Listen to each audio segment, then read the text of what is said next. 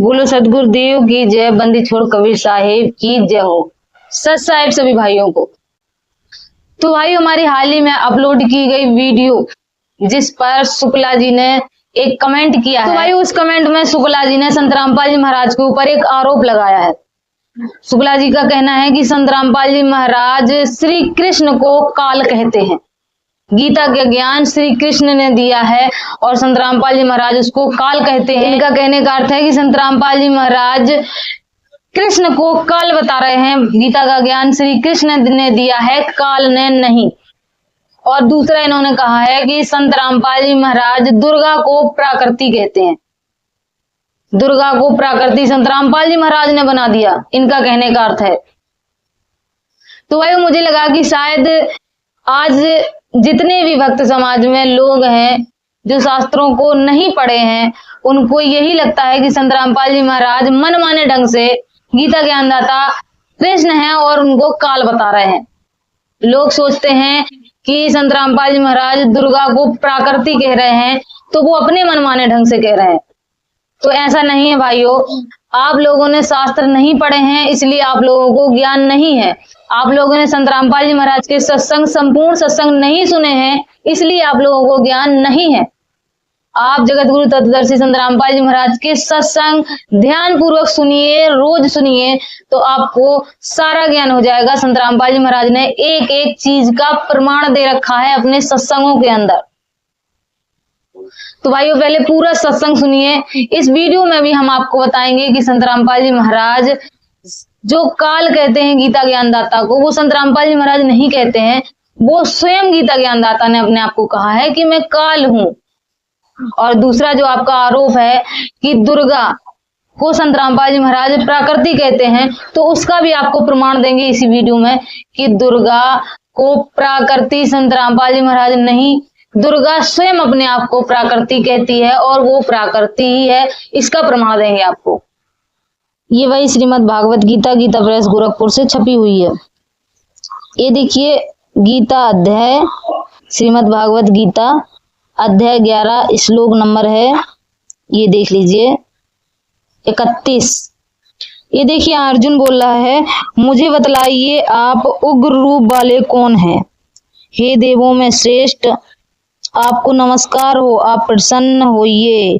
आदि पुरुष, आपको मैं विशेष रूप से जानना चाहता हूँ क्योंकि मैं आपकी प्रवृत्ति को नहीं जानता। अब यहाँ पर देखिए अर्जुन बोल रहे हैं श्री कृष्ण से। अब श्री कृष्ण को तो वो पहले से जानते थे, श्री कृष्ण के तो वो सखा थे। फिर अर्जुन यहाँ पर ये क्यों बोल रहा है कि उग्र रूप वाले देवों में श्रेष्ठ आप कौन है, मैं आपकी प्रवृत्ति को नहीं जानता। यहाँ पर वो काल आया था, देख लीजिए शुक्ला जी, यहाँ काल आया था। अब देखो अपना नाम बताएगा कि मैं काल हूं।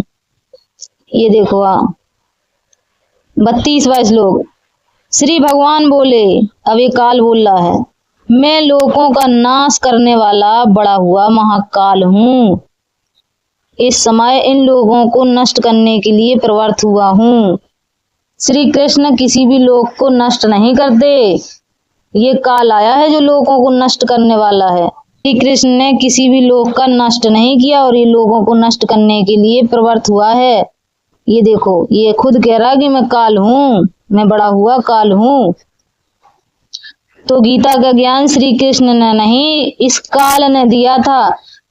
बाकी पूरे जीवन में श्री कृष्ण ने कभी अपने आप को नहीं कहा कि मैं काल हूँ या मैं महाकाल हूँ। श्री कृष्ण ने अपने जीवन पूरी जिंदगी में कभी नहीं कहा, सिर्फ गीता का ज्ञान देते समय ही ये बोला है। ये श्री कृष्ण के अंदर काल प्रवेश किया था, काल आया था। अब यहाँ से स्पष्ट हुआ कि गीता का ज्ञान देने वाला काल था, कृष्ण नहीं। अब देखिए कि देवी दुर्गा को प्राकृति भी कहा जाता है, प्रमाण देखेंगे। ये देखिए वही श्रीमद् देवी भागवत सचित मोटा टाइप केवल हिंदी और गीता प्रेस गोरखपुर से प्रकाशित है। तो इसका पेज नंबर, कोड नंबर है 1133। इसमें देखेंगे कि इन दुर्गा जी को, ये जो दुर्गा है, इनको प्राकृति भी कहा जाता है। देखिए वही तीसरा स्कंद है संक्षिप्त देवी भागवत का। यहाँ पर हम लोग देखेंगे भगवान विष्णु, भगवान शंकर और ब्रह्मा के द्वारा भगवती जगदम्बिका की स्तुति, ये स्तुति कर रहे हैं ब्रह्मा विष्णु महेश तीनों। तो देखिए पहले यहाँ ब्रह्मा जी कहते हैं, फिर देखिए ब्रह्मा जी ने इतनी सारी स्तुति की, उसके बाद फिर यहाँ से देखिए विष्णु जी बोले। अब यहाँ पर कोई आम ऋषि नहीं बोल रहा है, कोई आम भक्त नहीं बोल रहा है, यहाँ पर स्वयं विष्णु भगवान बोल रहे हैं दुर्गा जी की स्तुति करते हुए। भगवान विष्णु बोले, प्रकृति देवी को नमस्कार है। देखिए प्रकृति देवी, ये दुर्गा जी के लिए कहा गया है, प्रकृति देवी को नमस्कार है, भगवती विंध्यात्री को निरंतर नमस्कार है। देखिए अभी तो ये रहा, आगे और देखिए ये स्तुति करते हुए, ये देखिए पेज नंबर 138, ये विष्णु ही बोल रहे हैं आगे। हम सभी तुम्हारी ही कृपा से विद्यमान है, हमारा आविर्भाव और तिरुभाव हुआ करता है, अर्थात विष्णु जी कह रहे हैं हमारा जन्म और मृत्यु हुआ करता है, केवल तुम ही नित्य हो, जगत जननी हो, प्राकृति हो, सनातनी देवी हो। देखिए प्राकृति और सनातनी देवी हो, प्राकृति, फिर से दुर्गा के लिए प्राकृति शब्द आया है, ये स्वयं विष्णु जी कह रहे हैं। तो यहाँ से स्पष्ट होता है कि देवी दुर्गा को प्राकृति कहा जाता है। तो शुक्ला जी अब तो आपने देख ही लिया होगा कि संत रामपाल जी महाराज अपनी तरफ से कुछ नहीं कहते, जो शास्त्रों में, पवित्र हिंदू धर्म के सनातन वेदों में, शास्त्रों में जो लिखा हुआ है वही संत रामपाल जी महाराज बताते हैं, उंगली रख रख के पढ़वाते हैं, एक एक बात का प्रमाण देते हैं। तो आपसे हाथ जोड़कर प्रार्थना है कि संत रामपाल जी महाराज के सत्संग रोज शाम 7:30 से 8:30 बजे तक साधना टीवी चैनल पर संत रामपाल जी महाराज के सत्संग आते हैं, तो उनको अवश्य सुने, डेली सुने, उससे आपके जो भी संशय हैं सारे संशय खत्म हो जाएंगे और आपको संपूर्ण ज्ञान होगा। तो मान बड़ाई को छोड़कर संत रामपाल जी महाराज के सत्संग सुने और नाम दीक्षा लेके, निःशुल्क नाम दीक्षा लेके अपना कल्याण करवाएं। इसमें ना तो हमारा कोई स्वार्थ है और ना ही संत रामपाल जी महाराज का कोई स्वार्थ है। संत रामपाल जी महाराज 1 रुपया भी नहीं लेते किसी भी चीज का।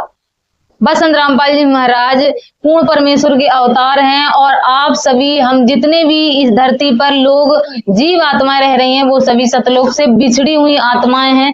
तो संत रामपाल जी महाराज उनको अपने निज धाम, अपने निज घर सतलोक ले जाना चाहते हैं।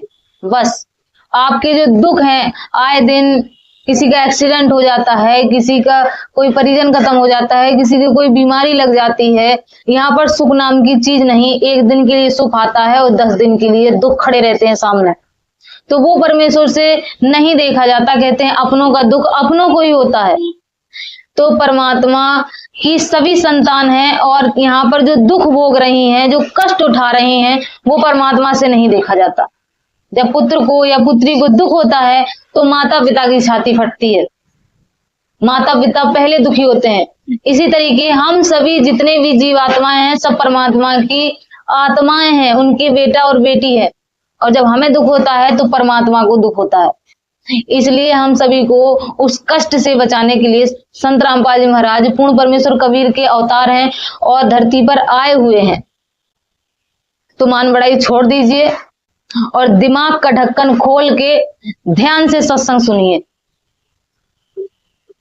मिलेंगे नेक्स्ट वीडियो में, तब तक के लिए सत साहिब, जय हो बंदी छोड़ की।